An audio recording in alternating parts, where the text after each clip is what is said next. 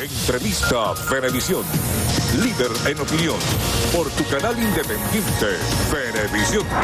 Amigos, hoy nos acompaña en entrevista Venevisión Asdrúbal Oliveros, director de Ecoanalítica. Bienvenido, gracias por acompañarnos. No, gracias a ustedes por la invitación. ¿Cómo han hecho las empresas para sobrevivir todo este tiempo a la situación que vive el país, por lo menos las que todavía siguen funcionando, y cuánto tiempo más pueden seguir trabajando? Sí, mira, efectivamente esta es una crisis muy larga. Venezuela tiene en depresión económica ya este es su sexto año. Las empresas de alguna manera empezaron a reducir tamaño, empezaron a reducir costos. Dentro de ellos el costo de personal fue uno de los que más se sacrificó. Entonces hoy Venezuela tiene empresas más pequeñas, empresas con procesos mucho más simples, porque eso también llevó a simplificar procesos, a disminuir producción, a cerrar de alguna manera subsidiarias. Entonces es achicamiento, es desinversión, ¿no? Eso es un poco lo que ha sucedido hoy en Venezuela, que repercute en calidad para los ciudadanos. ¿Qué significa eso? Que tenemos menos disposición de producto, que tenemos menos capacidad de compra, porque los trabajadores de esas empresas tampoco tienen mucha capacidad para comprar, porque los sueldos están muy deprimidos, es parte de las consecuencias de la crisis. ¿Cuánto más pueden resistir? Es una pregunta compleja, porque no es igual para todas. Pueden haber empresas porque tienen una trayectoria, por su tamaño, por el músculo financiero, que tienen una capacidad de resistencia de largo aliento, pero hay otras, sobre todo las pequeñas, las medianas, que están en una posición de mucha vulnerabilidad y que si la crisis se prolonga demasiado, entonces esas empresas pueden desaparecer. Y ese es el riesgo que tenemos. ¿Cuánto tiempo estaríamos hablando de prolongarse demasiado la crisis? Bueno, yo creo que ya ha durado demasiado, tenemos 6 años, ¿no? Sí. Es una crisis muy larga, es la más larga en nuestra historia contemporánea. Lo que estamos viendo en el análisis que estamos haciendo de la coyuntura económica día a día es que cada vez el ritmo de aguante de las empresas es menor. Imagínate esto como una carrera, como un maratón. Yo a veces pongo este ejemplo para que la gente lo entienda. Estamos en un maratón en la ciudad de Maracaibo, con más de 40 grados, ya estás en el kilómetro 35, no tienes agua, no tienes bebidas energizantes. Bueno, tu capacidad de llegar a la meta es muy limitada. Eso es lo que está pasando hoy en Venezuela. Después de 6 años de crisis tan profunda, ya hay muchas empresas que te dicen, si esto dura 3 meses más, 6 meses más, 1 año más, yo no voy a estar. Y por eso es que estamos viendo cierre de compañías. Si tú ves los reportes de organizaciones como Fedecámara, con Industria, con Secomercio, que son 3 entes que agrupan a empresas en Venezuela, todas reportan caídas en sus afiliados, cierre de compañías. Y tiene que ver, bueno, con esto que estamos conversando. ¿Cómo se ha afectado? Porque ya estamos claros de que estamos en la crisis económica más larga que ha vivido el país. Pero ¿cómo está en este punto la inflación? ¿Cómo está la capacidad de compra del venezolano? Fíjate, ¿no? Aquí hay que hacer una comparativa. En el último trimestre de 2017, Venezuela entró en lo que los economistas llamamos hiperinflación, que es lo peor que le puede pasar a un país, es cuando la tasa de inflación sube de una forma desordenada y sin parar.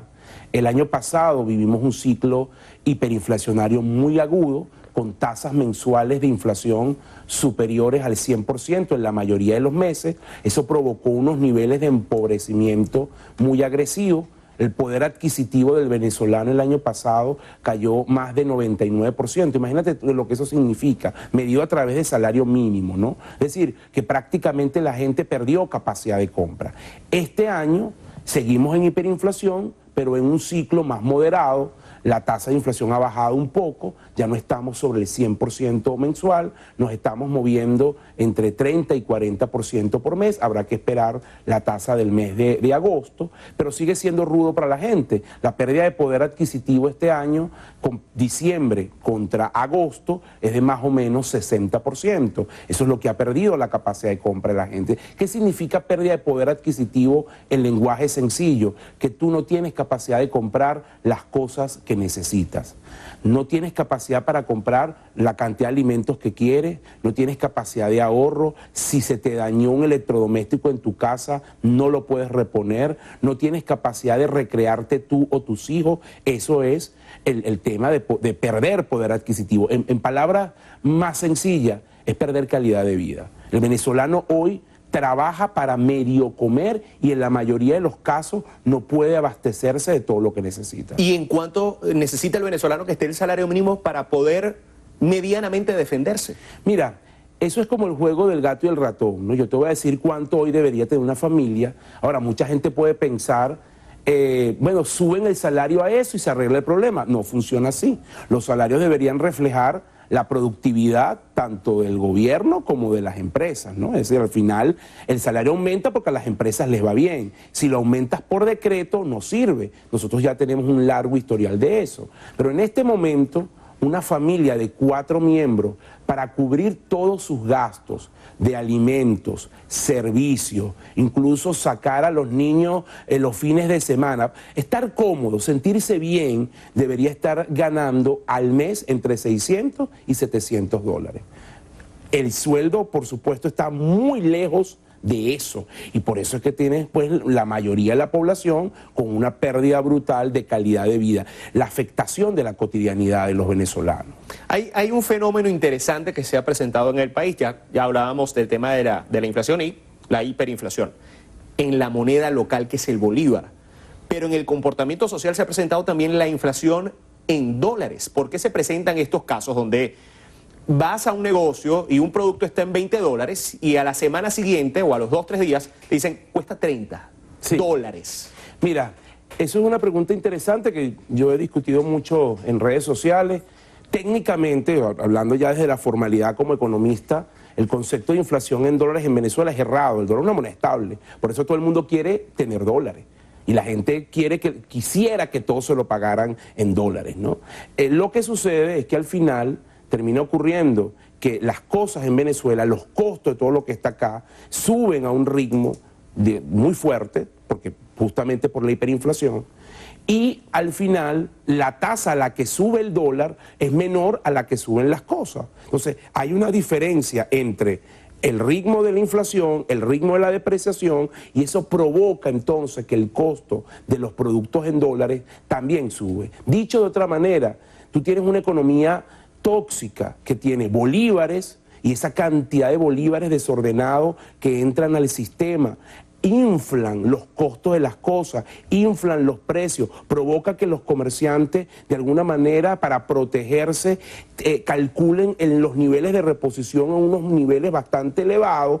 Por lo tanto es difícil que aunque tú te manejes con dólares en una economía con hiperinflación en bolívares, los precios en dólares también se mantengan. Por supuesto, el ritmo de crecimiento de los precios en dólares es muchísimo más bajo que el ritmo de crecimiento de los precios en bolívares. Por eso es que la gente prefiere tener dólares. Te lo pongo en ejemplo. De enero a julio, los precios más o menos subieron un poco más de 2000%, según nuestra medición. Y los precios en dólares de enero a julio crecieron alrededor de 400%. Entonces es muchísimo menor el ritmo de crecimiento de los precios en dólares que de lo que crecen los precios en bolívares. Ahora, colocando en perspectiva toda esta situación del aumento de los costes de la vida, me voy al último aumento del último mes, el aumento dramático que tuvo el dólar. Incluso no me voy al mercado paralelo, me voy a la misma tasa que las mesas de dinero. de las mesas del Banco Central de Venezuela, de la tasa oficial.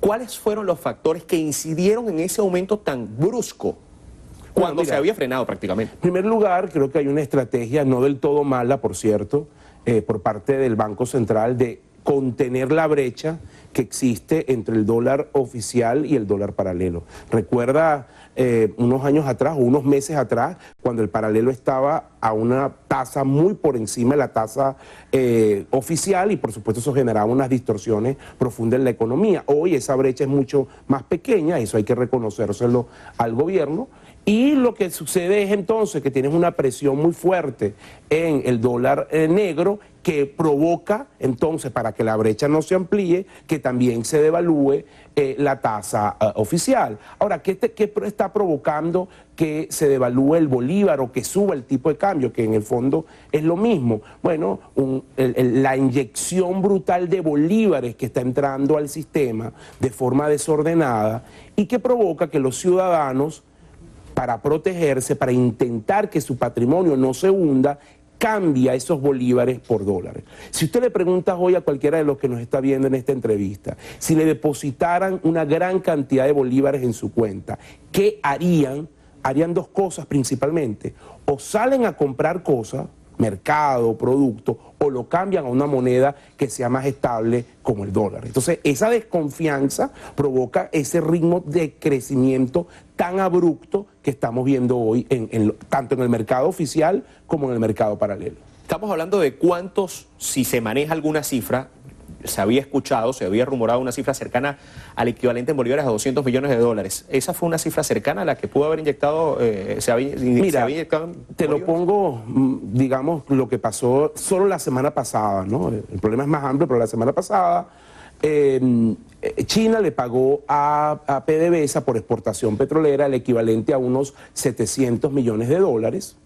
Es decir, eso se lo entregó a PDVSA, al Banco Central, por eso las reservas subieron. La semana pasada se reportó un aumento en las reservas internacionales.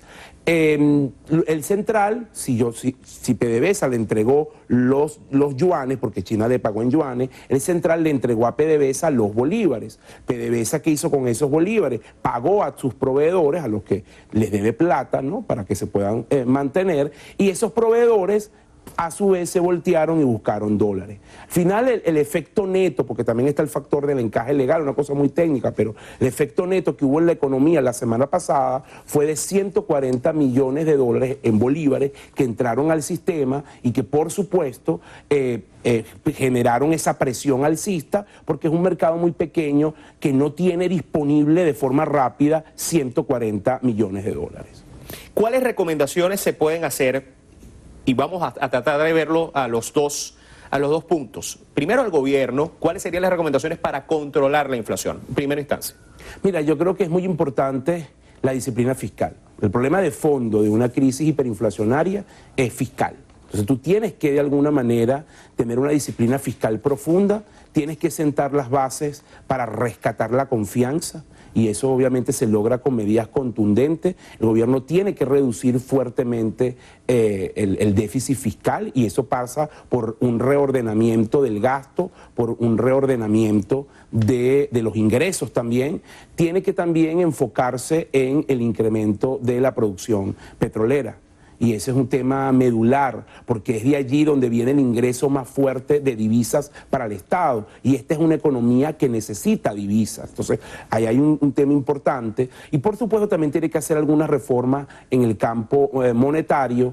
Tiene que estimular la inversión privada, cosa que no ha sucedido en Venezuela, sino que más bien de alguna manera se ha perseguido al sector privado. Esas son las cosas en líneas generales que tú deberías hacer para que de alguna manera la economía empiece a dar unas respuestas positivas. Y por supuesto también tiene que resolverse el problema político que tenemos de fondo, que de alguna manera también impacta el tema económico. Un minuto. ¿Y para la gente?